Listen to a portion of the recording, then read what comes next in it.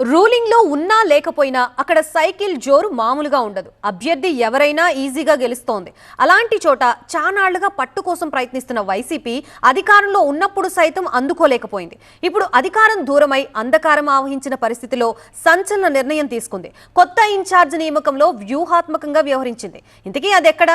అసలు అక్కడ ఏం జరుగుతోంది? టీడీపీకి కంచుకోట లాంటిది గుంటూరు పశ్చిమ నియోజకవర్గం.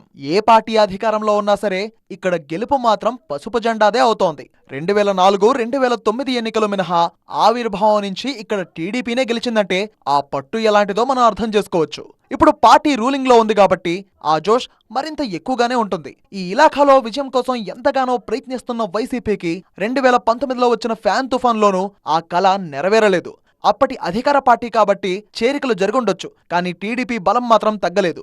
అందుకే మరోసారి 2024లో టీడీపీ జెండా ఎగురవేశారు గల్లా మాధవి. 2024లో ప్రయోగాల పేరిట చిలుకలూరిపేట నుంచి విడుదల రజనీని తీసుకొచ్చి బరిలో దింపిన వైసీపీకి అనుకూల ఫలితం రాలేదు. ఆ తర్వాత సొంత అడ్డాకు వెళ్లిపోయారు రజనీ. దీంతో Guntur west YCP incharge post చాన్నాళ్లుగా ఖాళీగా ఉంది. దీంతో నేతలు నాకు అవకాశం ఇవ్వాలంటూ పోటాపోటీగా తలపడిన హైకమాండ్ మాత్రం ఆచితూచి నిర్ణయం తీసుకుంది. ఇప్పటికే గుంటూరు జిల్లా వైసీపీ అధ్యక్షుడిగా తనదైన మార్కుతో ముందుకు వెళ్తున్న అంబటి రాంబాబును గుంటూరు పశ్చిమ ఇన్ఛార్జ్ గా నియమించింది హైకమాండ్. అయితే వైఎస్ఆర్ కు అనుంగ శిష్యుడిగా పొలిటికల్ ప్రస్థానం మొదలుపెట్టిన అంబటి రాంబాబు ఆయన తదనంతరం జగన్ వెంట నడిచారు. వైసీపీ వ్యవస్థాపక సభ్యుల్లో ఒకరైన అంబటి వాయిస్ ఆఫ్ జగన్ అనే పేరును కూడా సంపాదించుకున్నారు. 2014లో సత్తెనపల్లి నుంచి ఓడిన అంబటి 2019లో నాటి స్పీకర్ కోడెల శివప్రసాద్ ను ఓడించారు. జగన్ కేబినెట్ లో మంత్రిగానూ పనిచేశారు అంబటి. అయితే 2024లో వీచిన కూటమి గాలిలో ఆయనకు ఓటమి తప్పలేదు. ఆ తర్వాత పల్నాడు జిల్లా నుంచి మకాం మార్చి గుంటూరు జిల్లా పార్టీ పగ్గాలు చేపట్టారు. కూటమి ప్రభుత్వంపై దూకుడుగా ముందుకెళ్తున్నారు. జిల్లా పార్టీ అధ్యక్షుడిగా ఉన్నప్పటికీ ఆయనకు ఏ నియోజకవర్గం బాధ్యతలు అప్పగిస్తారు అనే ఉత్కంఠ ఏర్పడింది.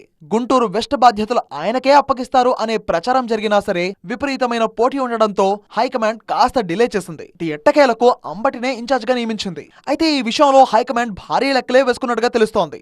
మొదటి నుంచి టీడీపీ కంచుకోటగా ఉన్న గుంటూరు వెస్ట్ లో పార్టీ పతాకం ఎగరాలంటే బలమైన అభ్యర్థి ఉండాలి అనే నిర్ణయానికి వైసీపీ అధిష్టానం వచ్చినట్టు తెలుస్తోంది. అందుకే అంబటిని బరిలోకి దింపింది అనే ప్రచారం జరుగుతోంది. అయితే కుల సమీకరణాల్లో చూసినా వైసీపీ లెక్కలు స్పష్టంగానే కనిపిస్తున్నాయి. ఇక్కడ కమ్మ, కాపు సామాజిక వర్గ ఓటర్లు అత్యధికంగా ఉండే ఈ నియోజకవర్గంలో గతంలో ఆయా సామాజిక వర్గ నేతలే పోటీ పడ్డారు. గత ఎన్నికల్లో మాత్రం 2 పార్టీలు బీసీలకే ఛాన్స్ ఇచ్చాయి. అయితే ఇప్పుడు కాపు సామాజిక వర్గానికి అంబటిని తెరమీదకు తెచ్చిన వైసీపీ కొత్త వ్యూహం అమలు చేస్తున్నట్టుగా తెలుస్తోంది. మరి అంబటికి కాపుల మద్దతు ఎంతవరకు దక్కుతుందో చూడాలి.